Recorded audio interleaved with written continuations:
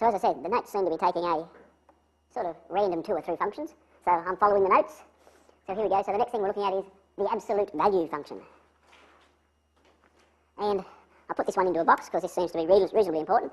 A function of the form f of x is equal to the absolute value of x, and I guess I could put some constants and stuff in there as well. But this one here, that's called the absolute value function. So f of x equal to the absolute value of x is called the absolute value function. Yeah. And you will remember that when we tried to work out what the absolute value meant algebraically, we said if x was a positive number, then it was just the number itself. Whereas if x was negative, we wanted the positive version of it, so we had to multiply by minus 1. So for example, the absolute value of minus 2 is minus 2, which is plus 2. So that's our algebraic version of absolute values. And the best part about that is, this is a piecewise function. So it has a different rule on different parts of the domain. All I have to do is just be careful of what part of the domain is, and I'm right. So here, whenever x is greater than or equal to 0, my function is just y is equal to x. And the graph of that does this. So whenever x is greater than or equal to 0, that's what the graph looks like. Sorry, that's y is equal to x in there. Whereas if I'm less than 0, the function is y is equal to minus x, and the graph of y equal to minus x comes down here like this. And so that's y is equal to minus x. And so that whole thing, put it together, that's the graph of the absolute value of x. And you can see it's definitely a function. It passes the vertical line test. For every value of x, there's only one value of y associated with each value. So it's very definitely a function, and that's what the graph looks like. For this particular function, it says the domain is the set of all real numbers. Remember, the domain is the set of x values for which I can actually calculate this thing. And we can calculate the absolute value of any number. So therefore, any real number we can put in there and we'll get a result. The range, however, you can see is only those values greater than or equal to 0. So it has a domain of R and a range of the set of y values greater than 0.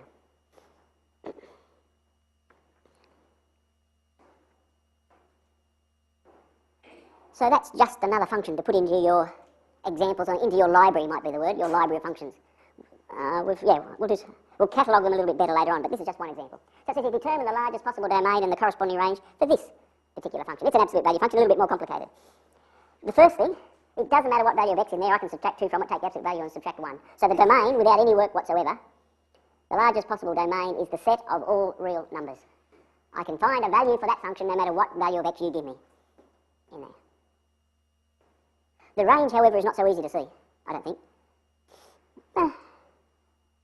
Let me have a go at it algebraically, then I'll have a go at it geometrically. So algebraically, I would say to myself, no matter what value of x I put in here, I'll get a number, doesn't matter what the number is, but when I take the absolute value of it, it will be positive. So I can say, for any value of x, the absolute value of x minus 2 is always going to be greater than or equal to 0. And in fact, it's only going to be equal to 0 when x is equal to 2, in fact. So that's the smallest value that can take. So therefore, the smallest value that this function can take will be minus 1. And so, f of x will always be greater than or equal to minus 1. So that will be my range. So therefore, the range is going to be the set of all y values such that y is greater than or equal to minus 1. So that's my algebraic way of tackling that.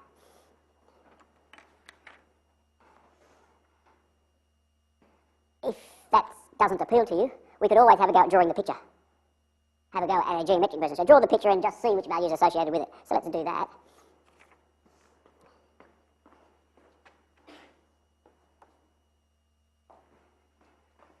So I might scribble up the top here. The function itself is the absolute value of x minus 2 minus 1. So I might actually... I'll do it on the back here to start off with. Let me go here. This is function x is equal to the absolute value of x minus 2 minus 1. Now, what I have to do is if x minus 2 is a positive number, then I just take the number itself. So I can say, when x minus 2 is greater than or equal to 0, my function is the number itself, x minus 2 minus 1, so that's x minus 3. Now, x minus 2 is greater than 0 when x is greater than or equal to 2. So whenever x is greater than or equal to 2, my function is x minus 3. However, if x is less than 2, so I'd say when x minus 2 is less than 0, i.e. x is less than 2, then my function is, now if this is a negative number, to find its absolute value I have to multiply by minus 1. So this would be minus x minus 2 minus 1, and I would have minus x plus 2 minus 1. So I'd end up with minus x plus 1. And so I can write my absolute value function as a piecewise function.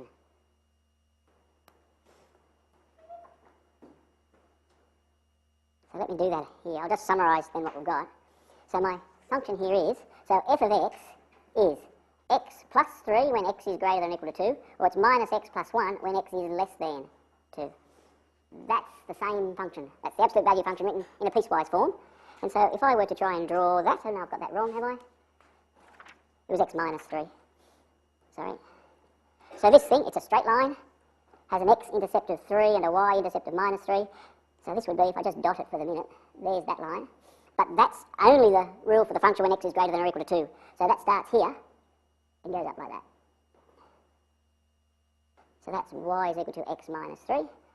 Here's minus x plus 1 has a y-intercept of 1, a x-intercept of 1, so it comes down this way. Let me dot it. But it only holds for values of x less than 2. So there's the graph sitting there. Y is equal to minus x plus 1. There is the graph now of my function. And you can see the range. There's only values of f associated with y values greater than minus 1. So the range is as we had before, as we wrote there. And we are happy because everything's nice and consistent. Yep? So what's the final range between point to point on the graph to the lines from there? The final range of the absolute function. You're saying to me, you reckon you could put this point here and just go away from that? You're making a whole lot of shortcuts. For example, if this value here isn't 1, the slopes will be different. Okay? You need to determine the 2 from here, from what's inside the absolute value sign. So what you're saying is possible, but maybe not quite as simple as what you've said. Yeah. Yeah, go on. Yes. Yes. Yeah, yep. I certainly can. Imagine, if you would, let's go back to here. Imagine that I'm just going with this particular function here. Okay, that one. If I wanted to work out the value of minus 2, what I would do is I'd go the absolute value of minus 2, and you'd say to me, oh, the answer is 2, right? Now, algebraically what I've done is I've multiplied that number there by minus 1 to get that to be plus 2. So whenever this number is negative, to get its absolute value, all I have to do is multiply by minus 1. Taking the absolute value is equivalent to multiplying by minus 1 when the thing's negative. It's the thought patterns behind it, yes. And that then enables us to do things like this. I can say, look, the graph of y is equal to minus x gives me the correct value, while ever x is negative, because I've multiplied by minus 1.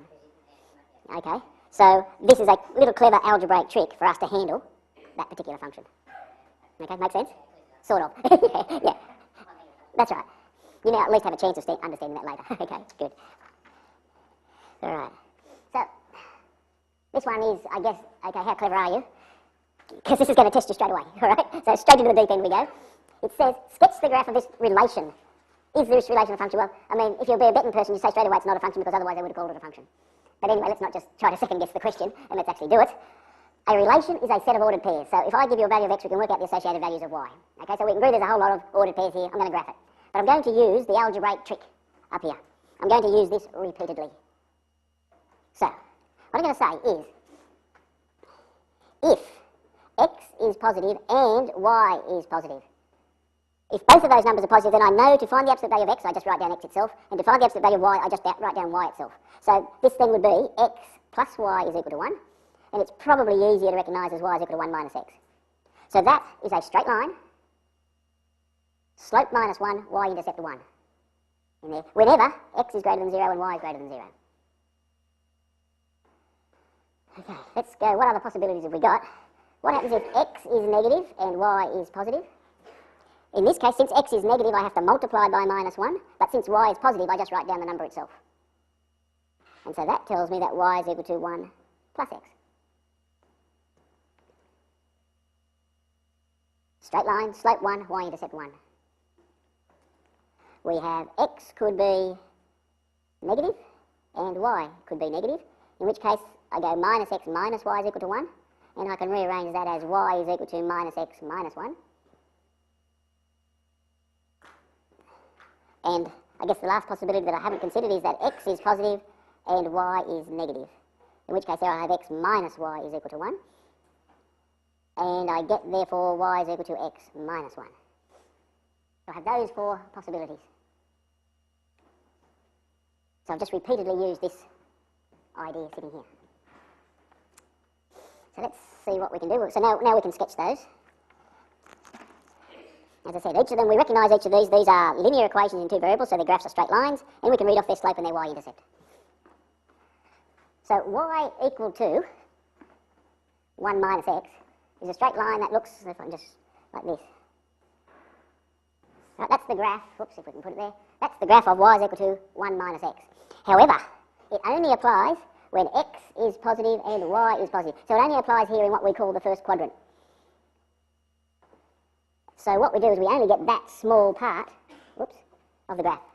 Just the graph, the part of the graph that is in the first quadrant of the plane.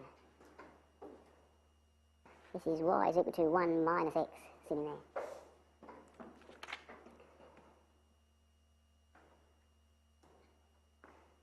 Now it says, go into the second quadrant where the x is negative and the y is positive. So that puts us, x is negative, y is positive, so x is less than 0, y is greater than 0. This is putting us into the second quadrant. The line that we're actually after is 1 plus x, which looks like that. But we're only interested in the part that's in the second quadrant, so it's just that part of it there. That's y is equal to, I might even write that as x plus 1, would be easier. And you can probably guess what happens in the third and fourth quadrant. So in the third quadrant, x is less than 0, y is less than 0. This is our third quadrant. The graph, the line we're actually after is this one, but in the third quadrant, it's only that part of it that we want. So this is y equal to minus x minus 1. And lastly, in what we call the fourth quadrant, where x is positive and y is negative, the fourth quadrant, the line we're actually after is that one, but we're only after that small portion, and so that's y is equal to x minus 1 sitting there. And so that diamond sitting in there is in fact the graph of the relation, absolute value of x plus the absolute value of y is equal to 1. And you can see that it does not pass the vertical line test. A vertical line will cut that graph twice. So indeed this thing is this relation a function? So this is not a function. Not a function. It fails the vertical line test, we could say. For a given value of x, there's more than one value of y associated with it. For example, when x is 0, I've got y is plus 1, or y is equal to minus 1 in there.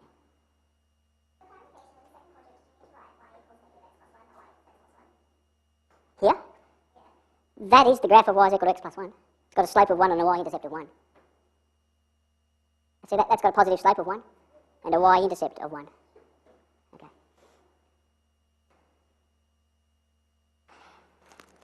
Okay, and here's another one of the same ilk. Find the largest possible domain and corresponding range of the function y is equal to x plus the absolute value of x.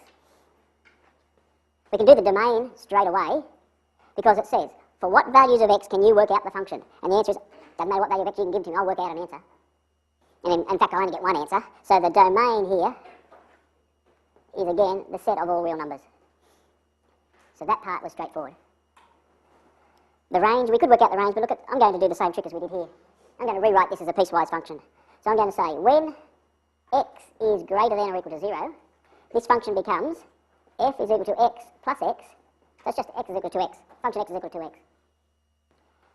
So that is a straight line, y-intercept 0, slope 2. So it goes up like this. So y is equal to 2x. And it only applies when x is greater than or equal to 0. When x is less than 0, so when x is less than 0, my function becomes x, because that's what I'm told. Now, to work out the absolute value of x when x is negative, I have to multiply by minus 1. And so that just becomes 0. So let's just check out, do we believe that? Do we really believe it? Well, let me try. Work out f of minus 2. It's minus 2 plus 2. That is 0. Minus 3 plus the absolute value of minus 3 is 3. So minus 3 plus 3, it's 0. That works. So here is the graph. That's not a very good line, but you can do better than that. But that's y is equal to 0. So there is the graph of my function. And you can see now my range as I go across here. There's nothing associated with these y values of x, y values I should say. But when I come up here, there's a y value associated, or points with y value 0. There are points with every other possible y value. So in here the range will be the set of all y values such that y is greater than or equal to 0.